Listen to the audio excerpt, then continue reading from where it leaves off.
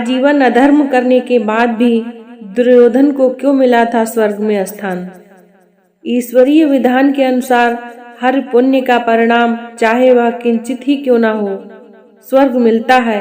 बुराइयों के होते हुए भी दुर्योधन में एक सद्गुण था जिसके प्रसाद स्वरूप उसे स्वर्ग में स्थान प्राप्त हुआ।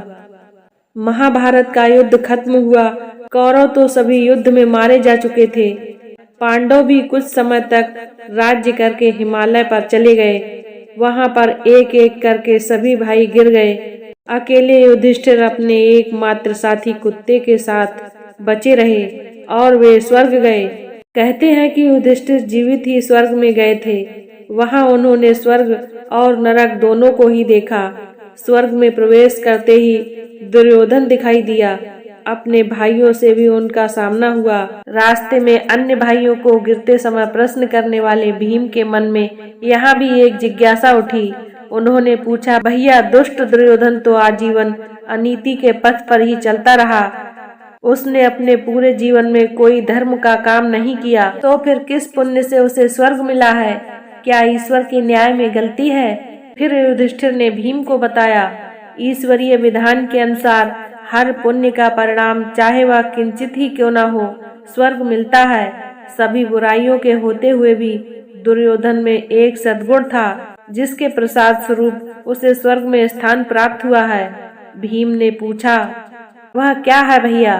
भीम की जिज्ञासा शांत करते हुए धर्मराज युधिष्ठिर ने बताया कि अपने पूरे जीवन में दुर्योधन का ध्येय एकदम स्पष्ट था। उसी उद्देश्य की पूर्ति के लिए उसने हर संभव कार्य किया। दुर्योधन को बचपन से ही सही संस्कार प्राप्त नहीं हुए, इसलिए वह सच का साथ नहीं दे पाया। लेकिन मार्ग में चाहे कितनी ही बाधाएं क्यों न आई हो, दुर्योधन अपने उद्देश्य पर कायम रहा। दृढ़ संकल्पित रहना ही उसकी अच्छाई साबित हुई है। युधिष्ठिर ने बताया कि अपने उद्देश्य के लिए एक निष्ठ रहना मनुष्य का एक बड़ा सद्गुण है। इसी सद्गुण के कारण कुछ समय के लिए ही सही उसकी आत्मा को स्वर्ग के सुख भोगने का अवसर प्राप्त हुआ है।